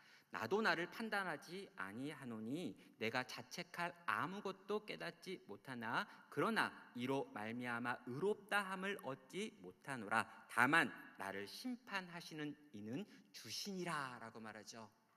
가끔 정말 내가 열심히 했습니다. 그리고 하나님께서 주신 마음에 반응했다고 생각했습니다. 근데도 내 사역에 열매가 나오지 않을 때가 있습니다. 내가 그렇게 아이들을 사랑한다고 했고 기도하면서 준비하고 애썼는데도 내가 생각했던 열매나 내가 생각했던 주변의 평가가 따라오지 않을 때도 있어요. 그리고 나 자신도 정말 제대로 했나? 라고 생각되어질 때도 있을 수 있습니다. 많은 교회에서 이제 교사 부흥회나 교사 사경회 이런 것들을 이렇게 준비하고 진행할 때 보면요, 요즘은 주일학교가 급격하게 줄어드는 시기입니다. 그래서 그 왕년부터 하셨던 분들 있잖아요. 한때 이 기독교 전성기, 어떤 주일학교 전성기 때부터 교사하셨던 분들의 마음에는요, 굉장히 큰 상처와 분노와 억울함 이런 것들이 있고요. 이런 것들이 이제 막 그 사역이나 이런 어떤 모습 속에서 막 나타날 때가 있습니다. 근데 우리에게 중요한 건 뭐냐면요, 우리 주님, 나를 심판하시는, 판단하시는 그 주님이 나를 어떻게 판단하시는가라고 하는 그거죠. 그래서 조금은 내가 지금 하고 있는 이 사역의 열매가 눈에 보이지 않을 수도 있고 심지어 더 줄어가는 상황이라 할지라도 우리 주님이 나를 어떻게 보실지에 대한 그 지향으로 평가하실 우리 주님의 이야기를 좀 들으셔야 한다고 생각합니다. A.J. 크로닌이라고 하는 분이 이제 천국의 열쇠라고 하는 책을 썼거든요. 근데 이 천국의 열쇠의 어떤 결론 부분에 가면 이제 티샴 신부라고 하는 분이 나옵니다. 이 중국에서 열심히 복음을 전했는데 결과가 없는 거예요. 열매가 몇몇 사람들을 회심시킨 것 정도입니다. 그런데 그 시대에 많은 사람을 회심시킨 사람도 막 이렇게 주변에 있는 거죠. 이 치삼 신부가 이제 선교를 마치고 고국으로 돌아가게 되어지고 중국을 떠나게 되어지는데요. 이 중국이라고 하는 그의 선교지를 떠나면서 그 신부님이 하는 기도가 하나 있어요. 뭐냐면 하나님, 당신은 나의 열매를 보시고 판단하지 마시고 나의 지향을 보시고 판단하여 주십시오라고 하는 거였습니다. 예, 내가 지금 맺은 이 사람의 숫자나 세웠던 건물이나 어떤 조직을 가지고 나를 판단하지 마시고 내가 뭘 지향했는지, 뭘 바라봤는지, 뭘 꿈꾸며 애쓰고 수고했는지 그 모든 과정을 보고 내 인생에 대해서 평가해 달라라고 하는 기도였습니다. 저는 오늘 우리도 그렇게 주님께 구할 것이고 주님은 그렇게 우리를 평가할 거라고 생각합니다. 하나님 앞에 좀 많은 걸 올려드릴 수 있으면 너무 좋을 것 같아요. 그래서 주님께 이렇게 뭔가 이것도 했고 이것도 했고 이것도 했습니다. 얘도 바꿨고 얘도 고쳤고 내가 받을 때는 5명이었는데 지금 50명입니다. 이런 거 이렇게 좀 보여드리고 싶죠. 근데 우리 주님은 우리 손 위에 있는, 내가 주님께 올려드리는 손 위에 있는 것들을 물론 보시죠. 근데 제가 생각하기에 주님은 이 손 위에 이것들을 올려놓기 위해서 수고했던 내 손을 잡으시고요, 내 손에 있는 굳은 살, 내 손에 있는 이 딱딱하게 굳어져 있는 이 손을 붙잡으실 분이다라는 거죠.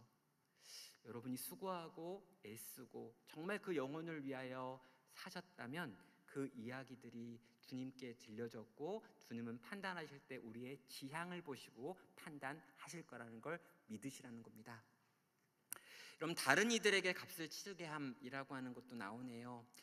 시몬의 장모가 열병으로 누워 있는지라 사람들이 곧 그 여자에 대하여 예수께 여짜온대 나아가서 그 손을 잡아 일으키시니 열병이 떠나고 여자가 그들에게 수종드니라 라고 말하죠.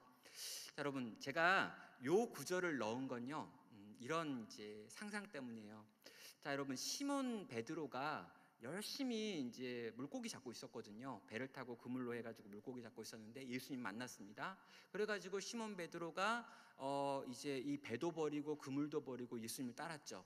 그럼 그때 여러분 가족도 다 버린 거예요. 이미 결혼한 사람인데 아마 처자식이 다 있는데, 그럼 처자식이 있는 시몬 베드로가 모든 걸 다 버려들고 예수님을 쫓았을 때 그 장모의 마음은 어떨까? 장모. 여러분은 그런 사위가 없나 봐요. 여러분, 장모님이 그 상황 가운데서 이 조서방이 지금 다 때려치우고 이상한 사람 쫓아갔더라 라고 하는 말을 들었으면 화병이 났을 겁니다. 우리 딸이 너무 불쌍하고 애들이 너무 불쌍하고 어떻게 할까 막 이러면서. 그러니까 저는 이제 그렇게 상상을 하는 거죠. 화병이 난 거예요. 열병이.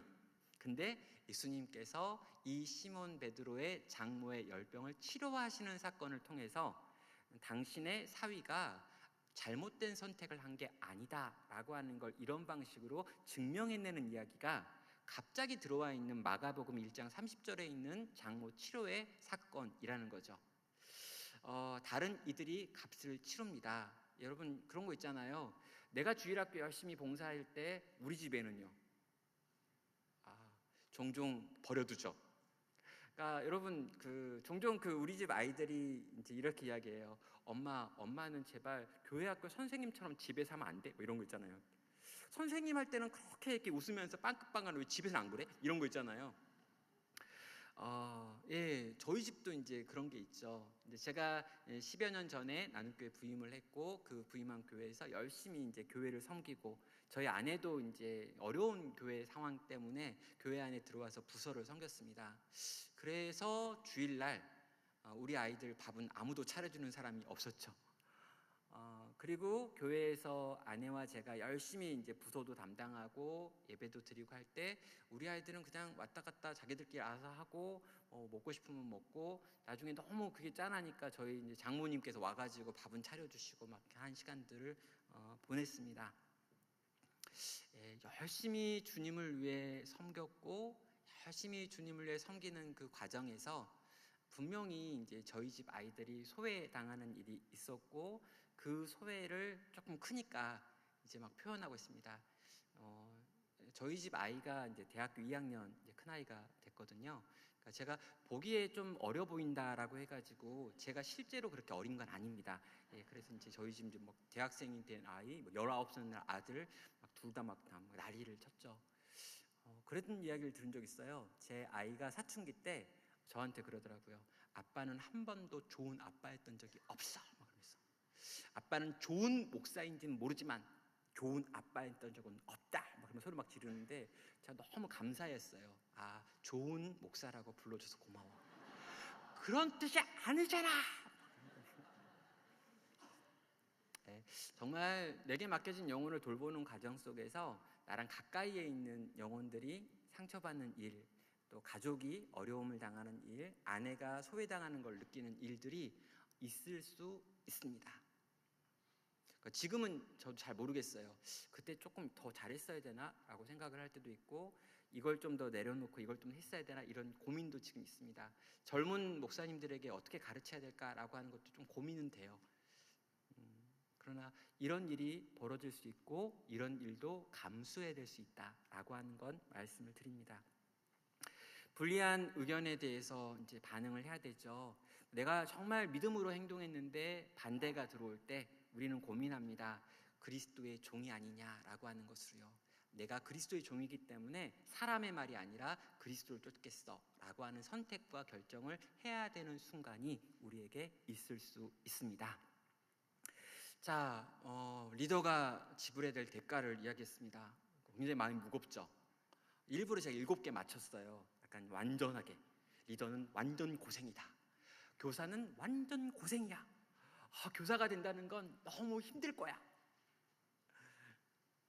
예, 그래서 마지막에 원래 처음에 강의에는 없었던 내용인데 추가한 게 있습니다. 뭐냐면요, 영적인 리더에게 주어지는 축복이 있습니다 라고 하는 내용이죠. 영적인 리더가 이렇게까지 대가를 지불하면서 얻을 수 있는 게 뭡니까? 우린 물어봐야 돼요.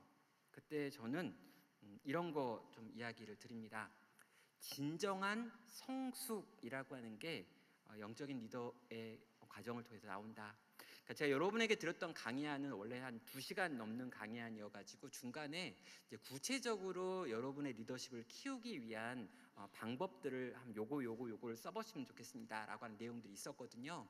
그래서 이제 뭐 애니어그램이나 MBTI나 이런 것들을 좀 공부하는 거, 또 어떻게 이렇게 조우들 다는 거. 근데 이런 도구적인 부분들은 아마 이제 우리 목사님들도 이렇게 사역자들이 또 계속 할 것 같아가지고 제가 주어진 시간에 이제 끝내기에는 좀 불해서 그 내용은 넘어갔는데, 혹시 이 강의가 너무 좋아서 그 비어있는 그 부분을 또 듣고자 한다라고 하는 제안을 이제 우리 담당 교육자분들이 뭐 회의한 통해서 한다 그래가지고 또 부르고 싶다 그러면 기꺼이, 이것도 약간 장사 같아서, 예, 그건 이제 모르겠어요.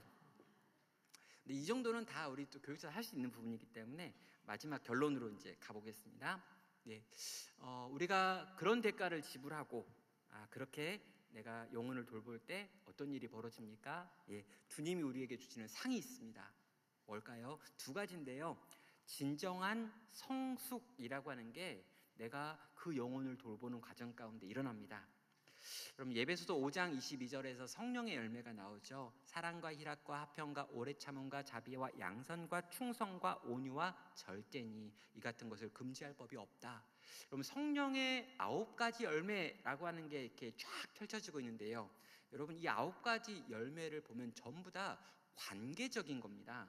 그러니까 나 혼자 막 사랑하고 사랑해, 이게 좀 이상하잖아요. 나 혼자 웃으면서 온유한 것 같아. 난 진짜 친절해. 이게 다 이상하거든요. 성령의 모든 열매는요 다 관계적인 겁니다. 그런데 이 관계적인 성령의 열매가 어디에서 어떻게 형성되어지는가라고 하는 걸 보면요, 다른 영혼들을 만나가지고 그 영혼들을 변화시켜 가기 위한 수고를 할 때 이 성령의 9가지 열매들이 내 삶 가운데 열매로 드러나고 나타나는 거죠.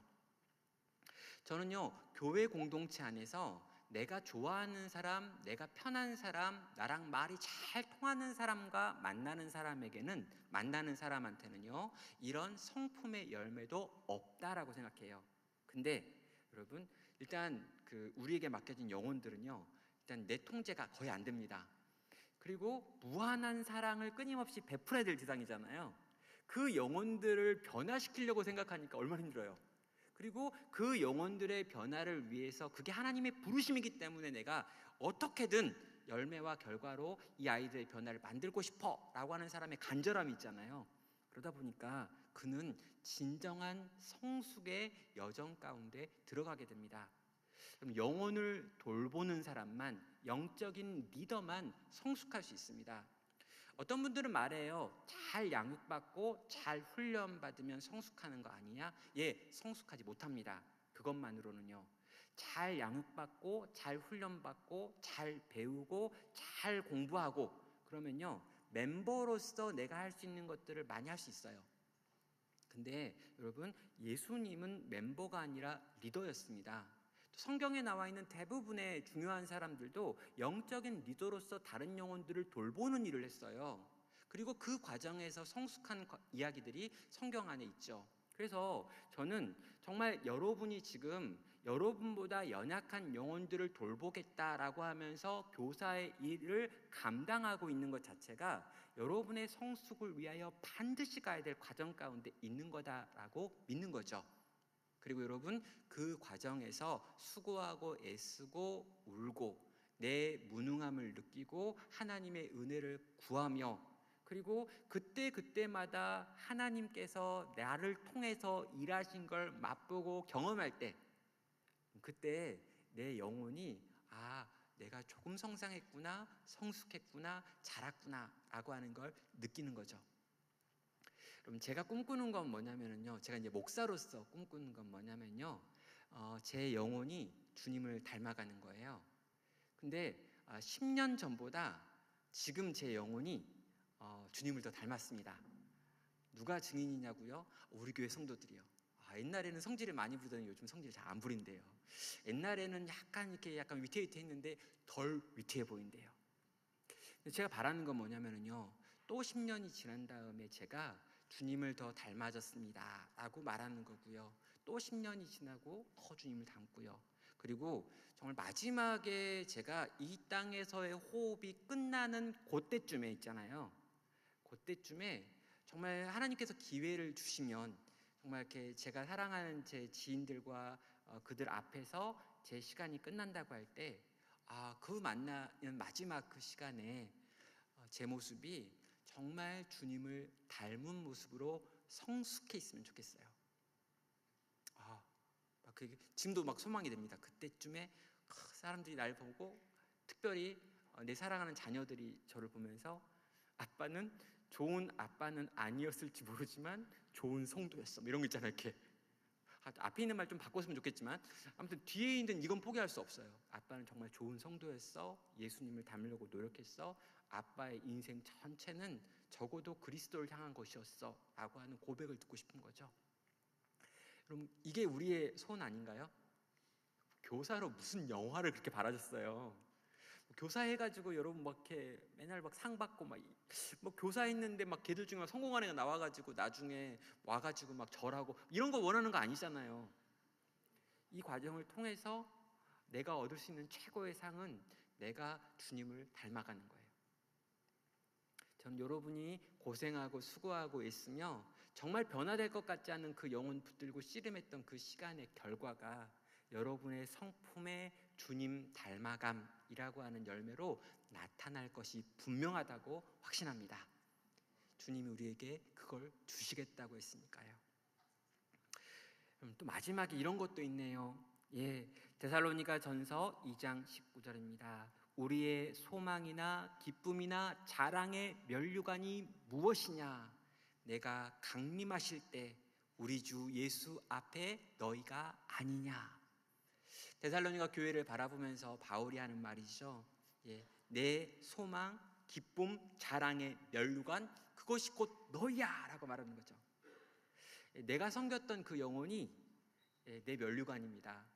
그럼 천국 가서 하나님이 이제 말하는 거죠. 네가 이 땅에서 섬겼던 그 영혼이 네 면류관이야. 그럼 진짜 우린 그걸 확인할 거예요. 그때는 내가 잘 기억도 안 나는 걔가 거기 면류관에 딱 있는 거죠. 내가 잘 생각 안 나는 걔가 거기에 있는 거예요. 그리고 그때쯤 되면은 우리의 이 건망증도 좀 사라져가지고 그 인간이 어떤 인간인지 다 기억나겠죠. 걔 되게 미안하겠고 걔 되게 민망하겠지만 그때 너 때문에 내가 많이 울었지만 이런 얘기 좀 해줘. 약간 복수를 해줘야 되니까. 여러분, 우리의 기쁨과 소망의 면류관이 그 영혼입니다. 지금 여러분이 섬기고 있는 그 영혼이 내 면류관이고 내 소망이고 내 자랑이에요. 여러분, 천국에 갔는데 이제 가면 딱 두 종류, 여러 종류의 사람이 있겠죠. 근데 이제 두 종류로 나누면 면류관이 있는 사람과 아무것도 없는 사람. 이게 약간 이야기는 하긴 좀 그렇지만요. 주로 찬양대만 앉아있던 그 사람은 면류관이 없을 거예요. 약간 농담이에요. 그러니까 영혼을 안 섬겼으니까 적어도 이 본문에 의하면 소망이나 기쁨이나 자랑의 면류관이 없는 분이에요. 거기 그냥 이미 다 여기 앉으셔가지고 다 받으신 분들이니까. 근데 내가 어떤 영혼을 위해서 나보다 연약한 영혼 때문에 울었던 분들, 그리고 그 영혼의 변화를 위하여 힘썼던 분들, 근데 그 영혼 진짜 변화 안 되잖아요. 그러니까 그 영혼 너무 변화 안 되니까 하나님 앞에 따지고 수고하고 해요.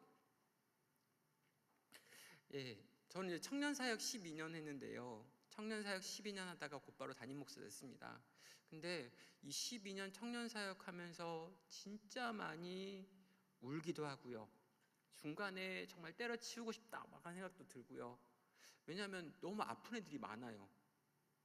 근데 제가 경험했던 것 중에 3번 정도 자살을 기도한 아이들을 만나가지고 병원에 찾아가고 막 이렇게 했던 막 그런 기억들이 있거든요.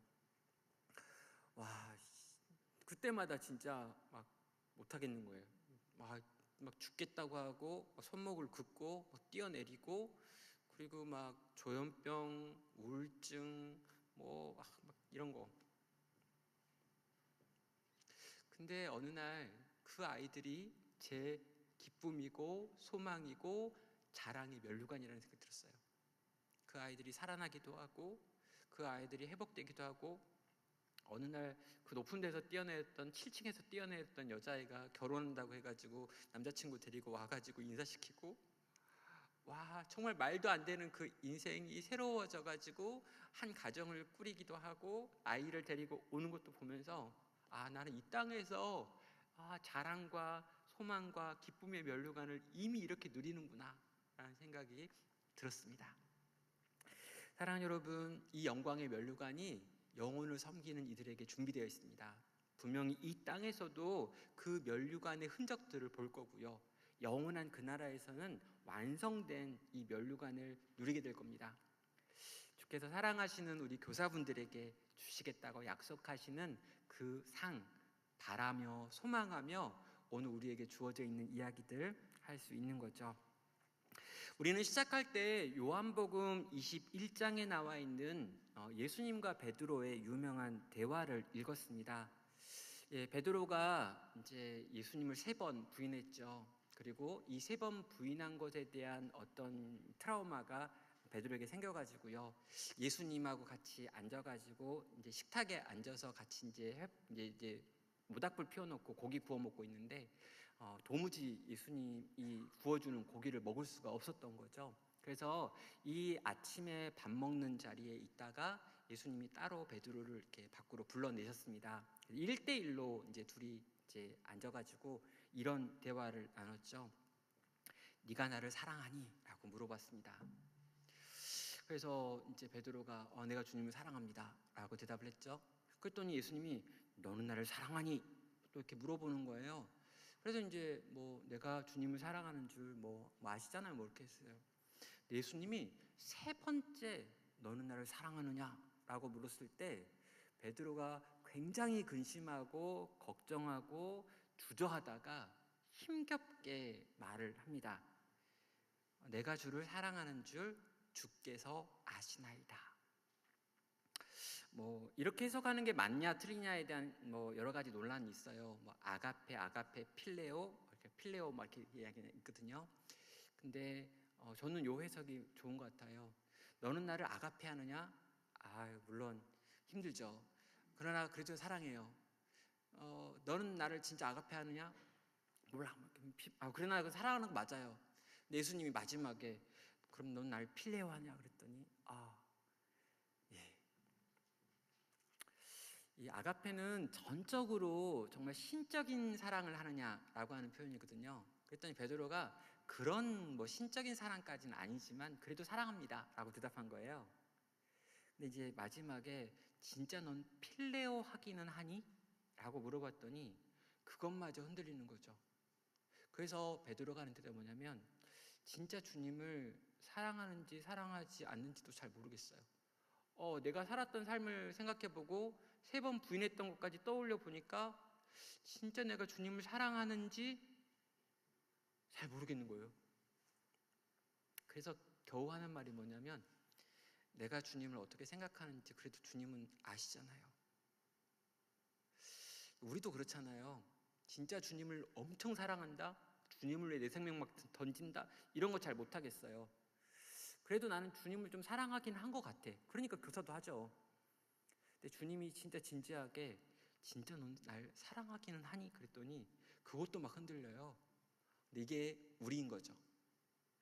근데 주님이요 그렇게 아주 부족하지만 그 부족한 우리의 사랑을 고백하고 있는 이 베드로에게 내 양을 먹이고 내 양을 치고 내 양을 먹여 라고 지금 부탁하며 당신의 사랑하는 양떼를 맡기고 있습니다.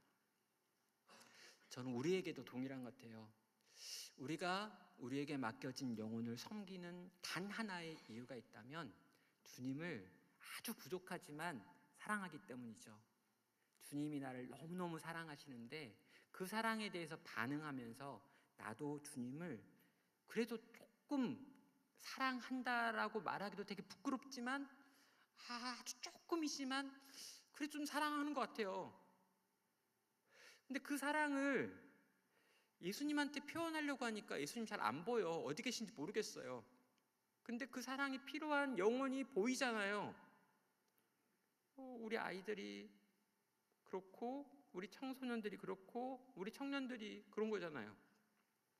그래서 내 양을 먹이고 내 양을 치고 내 양을 돌보라고 주님이 하신 그 명령에 네 알겠습니다 라고 대답을 하는 거죠. 혹시 이 그림 보신 분 있을까라는 생각이 드는데요.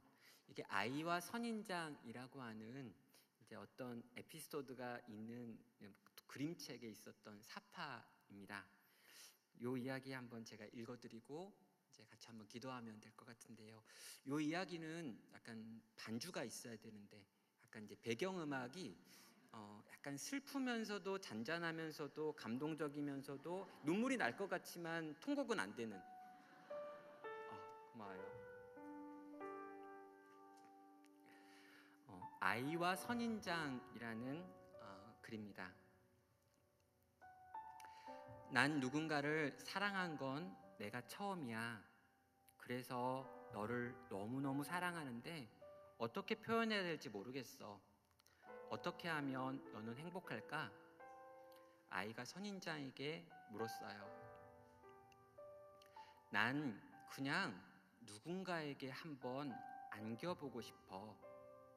선인장은 피식 웃으면서 대답했어요. 정말? 정말 그래? 그러면 너는 행복해지니? 아이는 성큼성큼 다가가서 선인장을 안아버렸어요. 선인장은 생각합니다. 누가 이 아이 좀 데려가세요.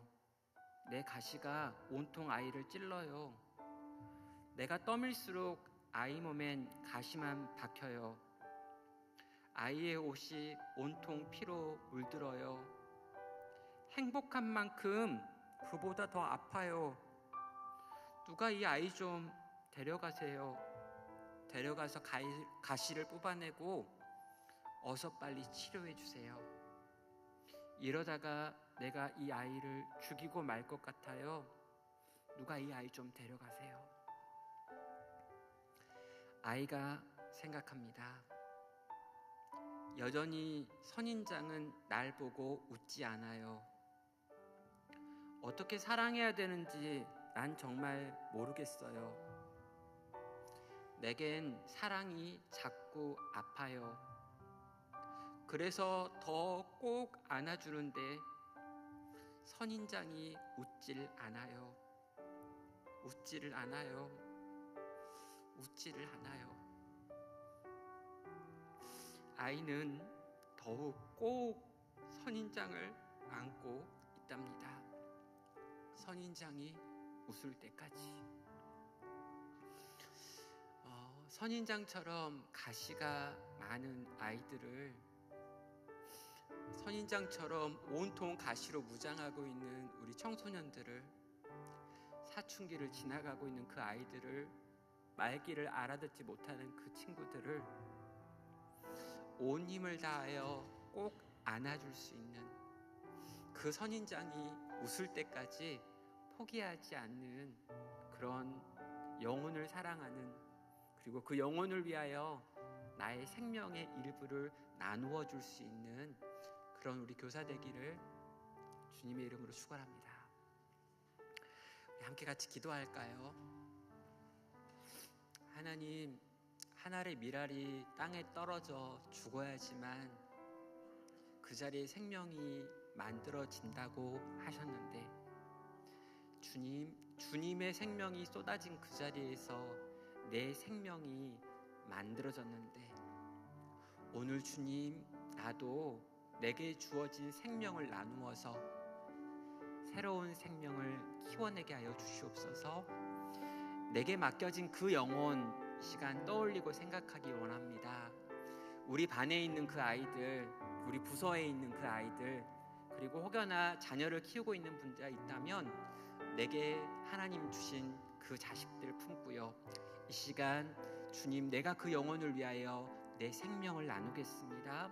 그 영혼들을 위하여 내가 꼭 그 영혼 안겠습니다. 그 영혼이 웃을 때까지, 정말 회복될 때까지, 그 영혼이 춤추며 노래하게 되어지는 그날까지 주님, 내가 할 수 있는 사랑을 오늘 행하는 내가 되기를, 또 우리가 되기를, 우리 교사들이 되기를 주님 원합니다. 이 시간 함께 합심하여 기도하겠습니다. 오 하나님 아버지, 하늘의 밀알이 땅에 떨어져 죽지 아니하면 주님 아버지 생명이 아버지 만들어질 수 없습니다. 하나님, 오늘 이 사랑하는 교사들의 생명이 부어지지 않고는 어떠한 종류의 생명도 나올 수 없음을 이 시간 우리가 압니다. 주여 하나님, 미디어들이 발달하고 교육 교재들이 발달하여지며 여러 가지 프로그램들이 나오고 여러 가지 영상들이 나옵니다. 그러나 주님, 사람의 생명을 살리는 것은 오직 생명뿐이니 주여 하나님 아버지, 우리에게 맡겨진 그 영혼과 그 생명을 위하여 우리의 생명이 나누어지게 하여 주시옵소서. 주의 은혜가 있기 원합니다. 주의 긍휼이 있기 원합니다. 주의 자비하심이 있기 원합니다. 주여 하나님 아버지, 그 길 걸어갈 수 있는 우리 되게 하시고 중간에 포기하지 말게 하시고 끝까지 이 길 완주할 수 있는 귀하고 복된 교사 되게 하여 주시옵소서. 오 하나님 아버지, 은혜 베풀어 주시옵소서.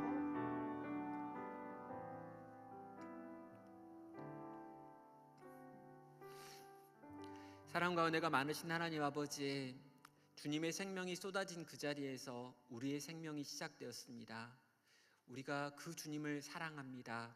그래서 주님이 쏟아 부어주신 그 생명으로 또 다른 누군가를 위하여 우리의 생명을 나누는 교사의 일들을 감당합니다. 사랑하는 주님, 우리에게 맡겨진 아이들 사랑하게 하여 주시옵소서. 사랑스럽지 않다 할지라도, 사랑스러운 모습을 보여주지 못한다 할지라도 주님, 내게 베푸신 크신 사랑의 능력으로 그 영혼들 끌어안고 그 영혼이 웃을 때까지, 그 영혼이 회복될 때까지, 그 영혼이 주로 말미암아 노래하게 되어지는 그날까지 우리에게 맡겨진 사랑의 역할 감당하는 교사 되게 하여 주시옵소서. 이 일을 감당할 수 있는 성령의 충만을 주십시오. 하나님의 은혜를 주십시오. 사안과 여건을 열어 주시옵소서. 주님 감사합니다. 우리 주님 우리 기도 들으신 줄 믿으며 예수님의 이름으로 기도합니다. 아멘.